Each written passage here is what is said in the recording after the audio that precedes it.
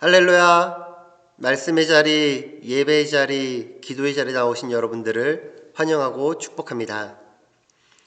오늘 우리에게 주시는 하나님의 말씀은 시편 57편 7절부터 9절까지의 말씀입니다. 구약성경 843페이지에 있는데요. 다 같이 성경을 찾고 한 목소리로 함께 읽겠습니다. 하나님이여, 내 마음이 확정되었고 내 마음이 확정되었사오니 내가 노래하고 내가 찬송하리이다. 내 영광아 깰지어다.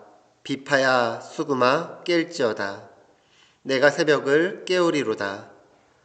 주여, 내가 만민 중에서 주께 감사하오며 문 나라 중에서 주를 찬송하리이다. 아멘. 확정이라는 단어는 일에 대하여 확실하게 정함이라는 의미입니다. 이는 결정, 설정, 선택이라는 뜻과도 연결됩니다. 어떨 때 우리는 확정이라는 단어를 사용할 수 있을까요? 준호가 세계에서 가장 아름다운 지역으로 확정되었대.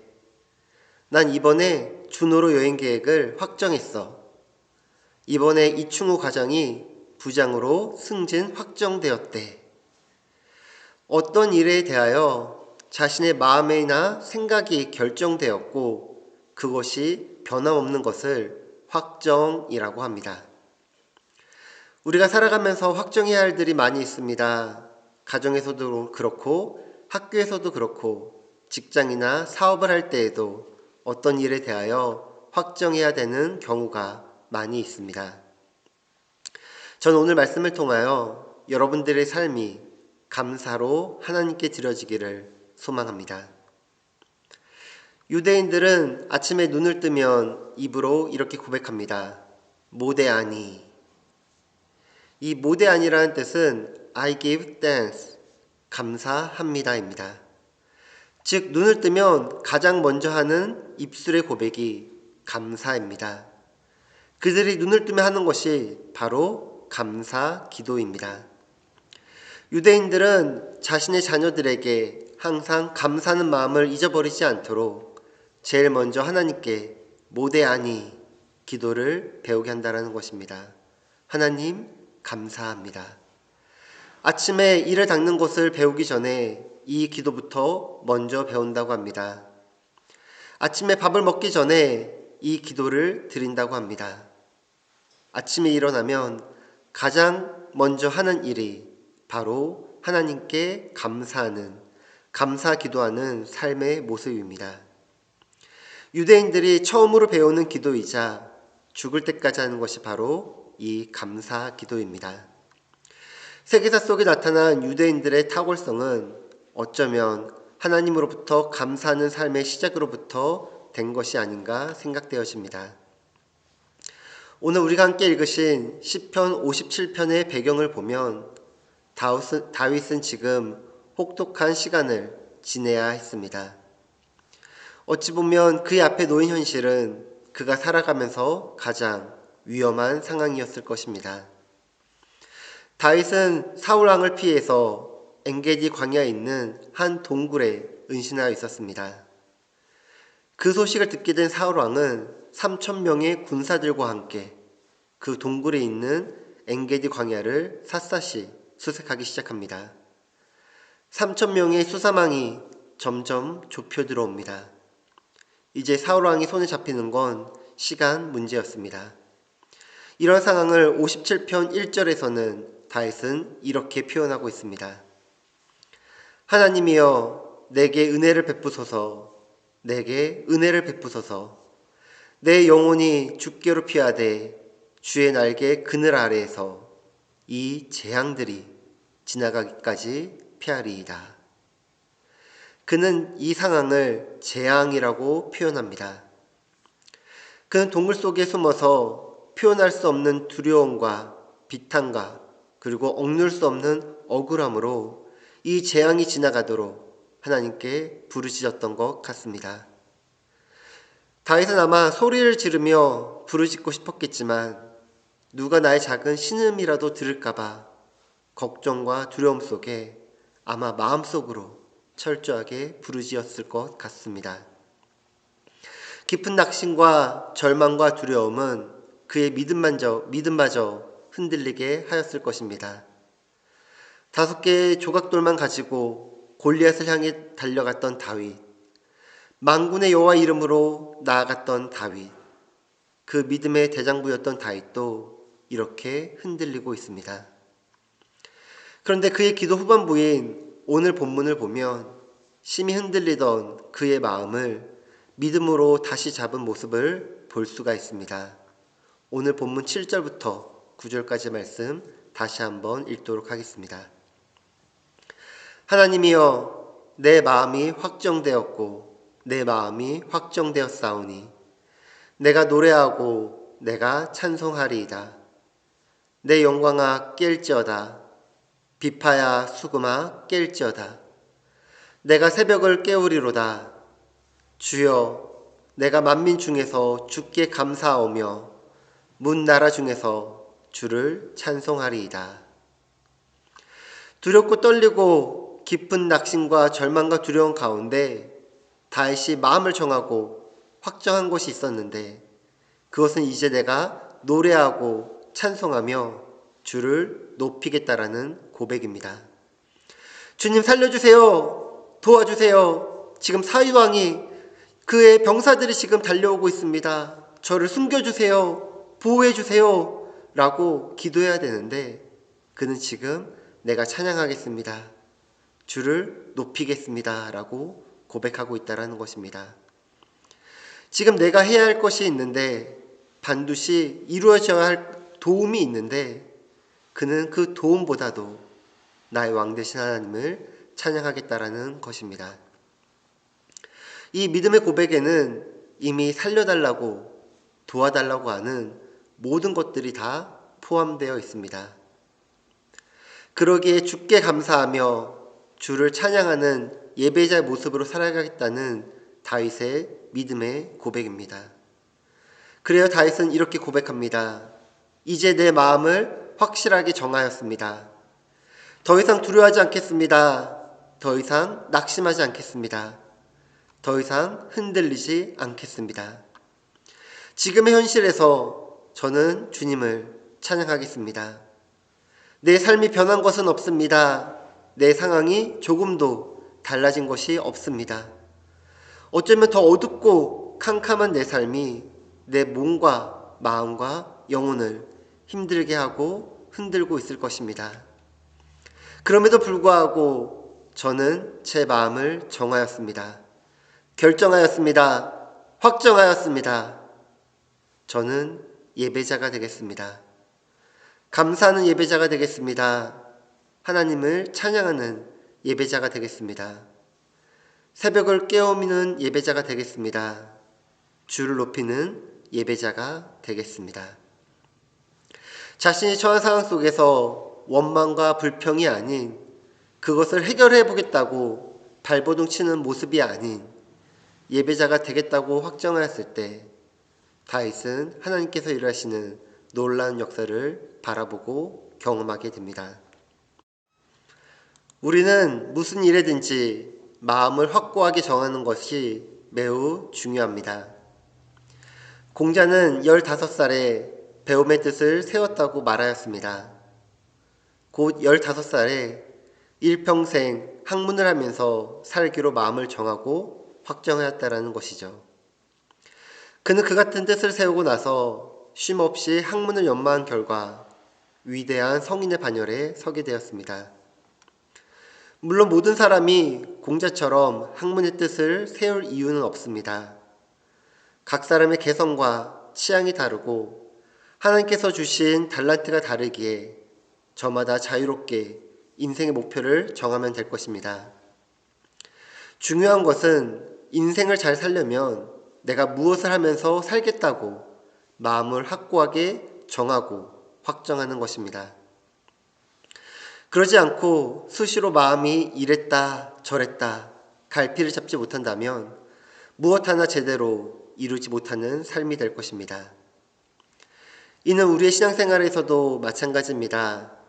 하나님을 향하여 우리 마음이 확고하게 정해져야 할 때 우리는 신앙생활을 잘할 수 있습니다. 우리 마음이 하나님과 세상 사이를 오락가락하면 오락가락한 신자밖에 될 수 없다라는 것입니다. 우리는 세상과 하나님 중에 우리는 선택해야 합니다. 세상과 하나님 중에 우리는 결정해야 합니다. 세상과 하나님 중에 우리는 확정해야 합니다. 열왕기상 18장에 보면 우리의 마음을 확정하는 것이 얼마나 중요한지에 대한 사건이 나옵니다. 그것은 엘리야 선지자가 갈멜산 위에서 바알의 선지자 450인과 대결했던 사건입니다. 그곳에서 엘리야와 450인의 바알의 선지자들 뿐만 아니라 아합 왕과 수많은 백성들도 참관하고 모여 있었습니다. 아합 왕은 왕비 이세벨과 함께 바알 숭배를 온 나라에 가득하게 만든 장본인이었습니다. 아합은 바알을 섬기지 않는 백성들에게 가혹하게 핍박하였습니다. 여호와 하나님을 경외하던 수많은 사람들이 죽임을 당하였습니다. 그리하여 숨어서 하나님을 경외하는 백성들이 있었고 대다수의 백성들은 바알 숭배에 가담하였습니다. 그날 갈멜산에 모인 백성들도 아마 타이반, 자이반으로 바알을 섬기는 사람들이었을지도 모르겠습니다. 엘리야가 볼 때 그 같은 백성들이 얼마나 한심하게 보였을까요? 그는 백성들에 나와 이렇게 선포하였습니다. 사무엘상 18장 21절 말씀 같이 읽어보도록 하겠습니다. 엘리야가 모든 백성에게 가까이 나아가 이르되 너희가 어느 때까지 둘 사이에서 머뭇머뭇하려느냐? 여호와가 만일 하나님이면 그를 따르고 바알이 만일 하나님이면 그를 따를지라 하니 백성이 한마디도 대답하지 아니하는지라. 엘리야가요 멀리서 이야기한 것이 아닙니다. 백성에게 가까이 나가 그들을 보며 이야기하였습니다. 얼굴을 마주보며 그들에게 이야기하였습니다. 여호와가 만일 하나님이면 그를 따르고 바알이 만일 하나님이면 그를 따르라. 엘리야의 이러한 질문 가운데 백성들은 한마디도 대답을 할 수 없었습니다. 백성들은 묵묵부답 단 한마디도 대답하지 아니하였습니다. 이는 백성들의 마음이 여호와 하나님께로 향하여 확정되지 않는 상태였음을 보여줍니다. 미확정된 상태였다라는 것이죠. 그때 엘리야 선지자가 이렇게 제안합니다. 사무엘상 18장 22절부터 24절까지의 말씀을 제가 읽어드리도록 하겠습니다. 엘리야가 백성에게 이르되 여호와의 선지자는 나만 홀로 남았으나 바알의 선지자는 450명이로다. 그런즉 송아지 둘을 우리에게 가져오게 하고 그들은 송아지 한 마리를 택하여 각을 떠서 나무 위에 놓고 불을 붙이지 말며 나도 송아지 한 마리를 잡아 나무 위에 놓고 불은 붙이지 않고 너희는 너희 신의 이름을 부르라. 나는 여호와 이름을 부르리니 이에 불로 응답하는 신 그가 하나님이라. 백성이 다 대답하되 그 말이 옳도다 하니라. 아멘. 이에 그들이 그 받은 송아지를 잡아 제단 위에 얹어 놓습니다. 아침부터 낮까지 쉬지 않고 바알의 이름을 불렀습니다. 바알이여 바알이여 우리에게 응답하소서. 바알이여 우리에게 응답하소서. 그러나 바알에게서는 아무런 소리도 없고 아무런 응답도 없었습니다. 그러자 그들은 그 쌓은 단 주위에 뛰면서 외치며 심지어 바알 숭배 규례를 따라 피가 흘리기까지 칼과 창으로 자기들의 몸을 상하게 하며 그렇게 하기를 저녁 소재 드릴 때까지 바알에게 제사를 드리며 외치며 나아갔습니다. 그러나 바알에게서는 아무런 응답이 없었습니다. 드디어 엘리야 선지자의 차례가 되었습니다. 엘리야는 백성들을 가까이 오게 한 후 이스라엘 지파의 수요에 따라 12돌을 취하여 제단을 쌓았습니다. 그리고 그 제단에는 약 15리터를 담을 만한 도량을 만들었습니다. 그런 다음 제단 위에 나무를 버리고 송아지에 각을 떠서 나무 위에 올려놓았습니다.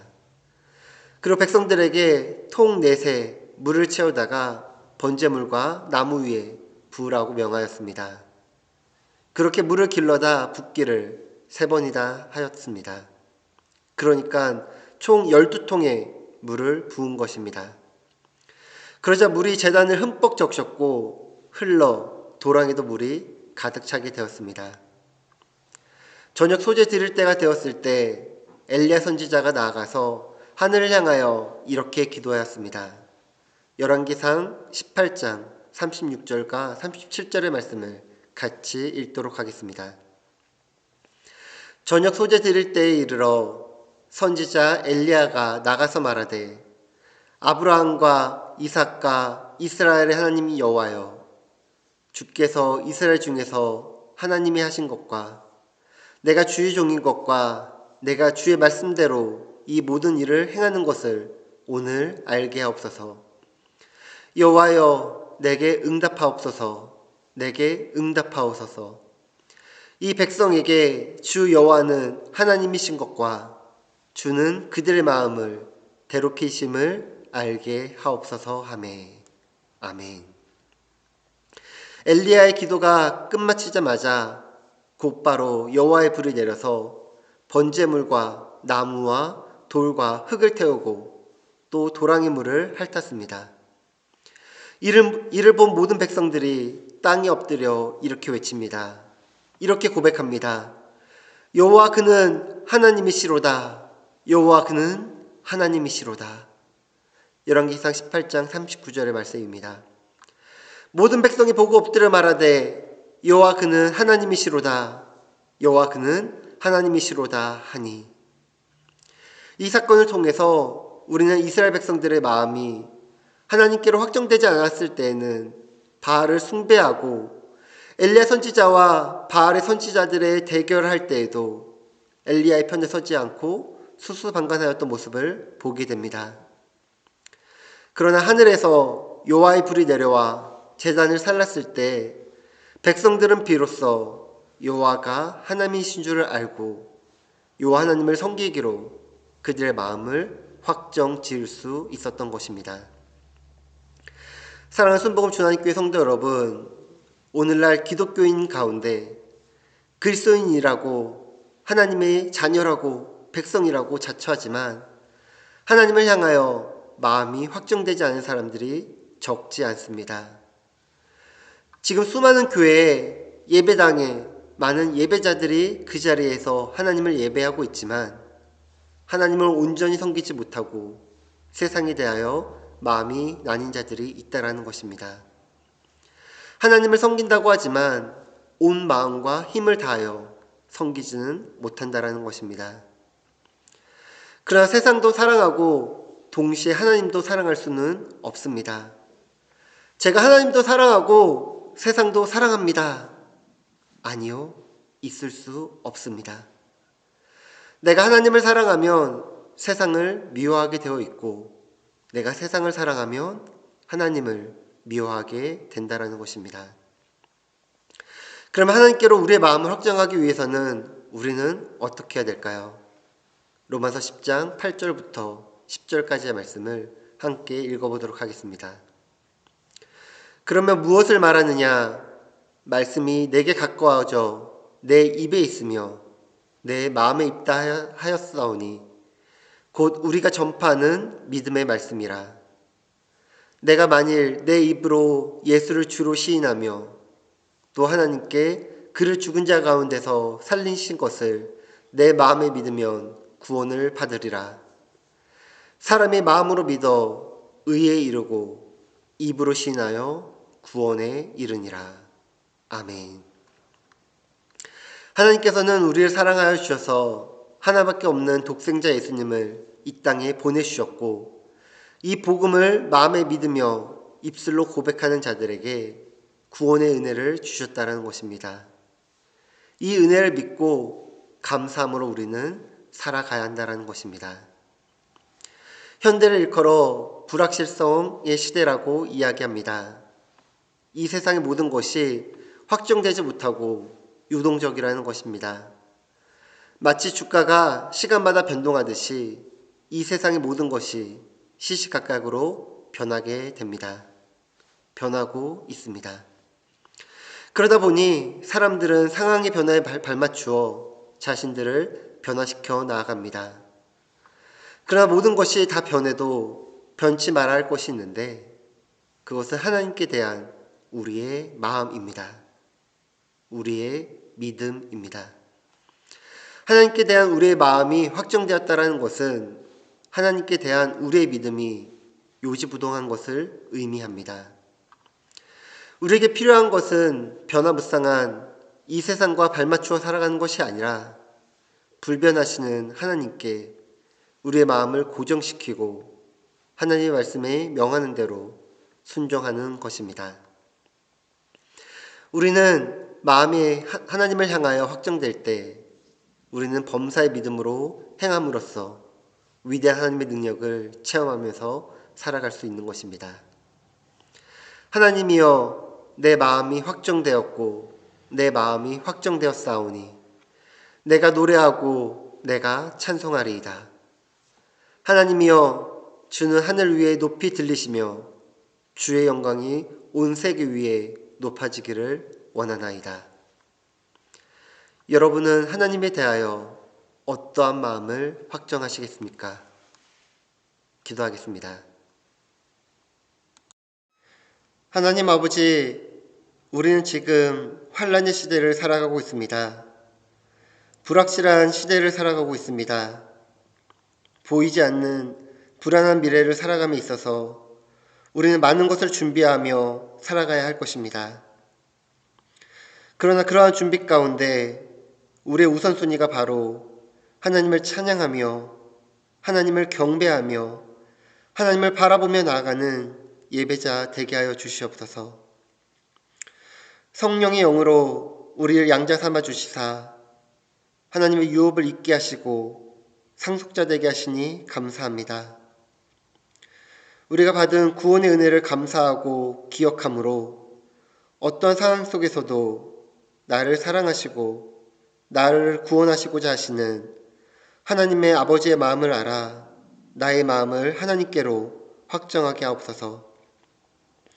하나님을 찬양하는 예배자, 하나님을 높이는 예배자, 하나님께 영광 올려드리는 예배자로 나의 마음을 확정하였을 때 나의 삶을 영화롭게 인도하여 주옵소서. 예수님의 이름으로 기도합니다. 아멘.